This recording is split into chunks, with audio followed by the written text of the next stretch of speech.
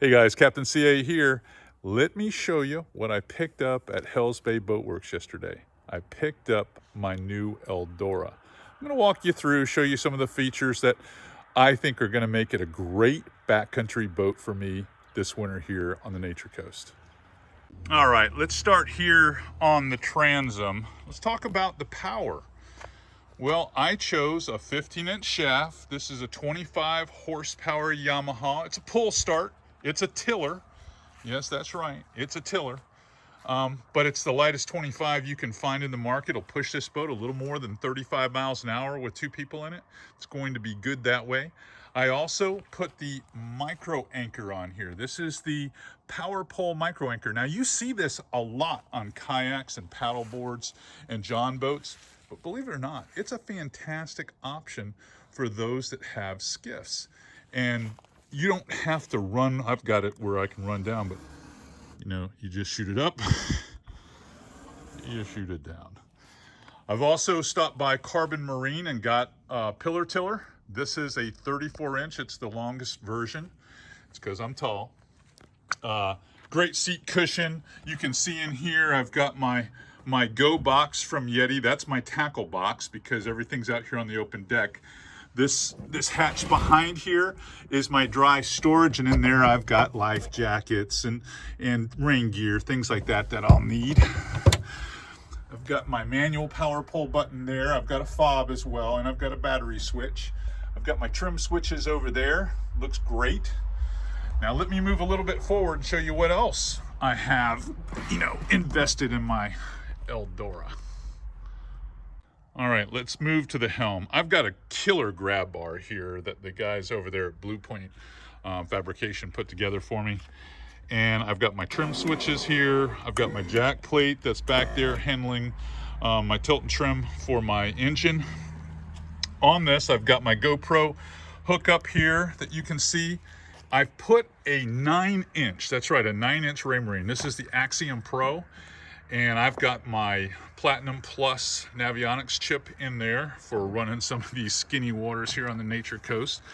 But this grab bar setup gives me the ideal vantage point to drive this boat standing up with my tiller. Also at Carbon Marine, in addition to the tiller pillar extension, I picked up their new Magnum, their 20-foot Magnum push pole. This is a great value, guys. Perfect size for this boat. It's not so expensive that you blow the budget getting a $1,200 push pole. This push pole is probably closer to the $700 range. I also put the Yeti camp chair in here for a client. That client tomorrow is going to be my wife. But very comfortable. These are some of the best chairs you'll ever own. And I did go all out though on the cooler. This is the Yeti V series, kind of a throwback retro look.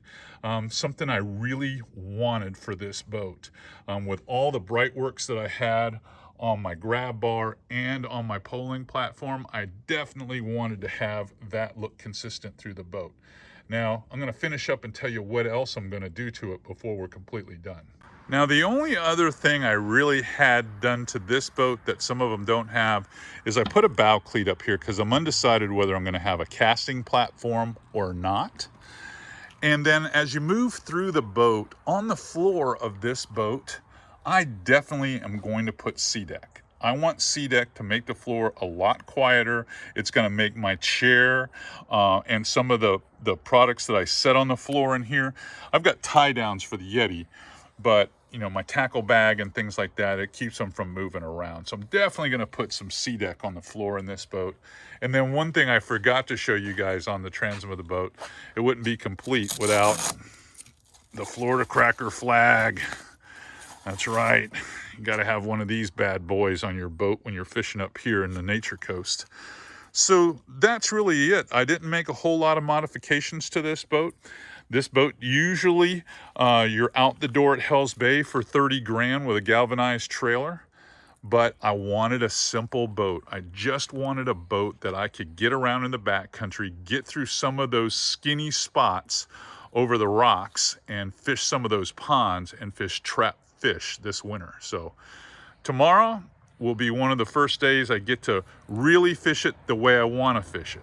And I'll shoot plenty of video for you guys.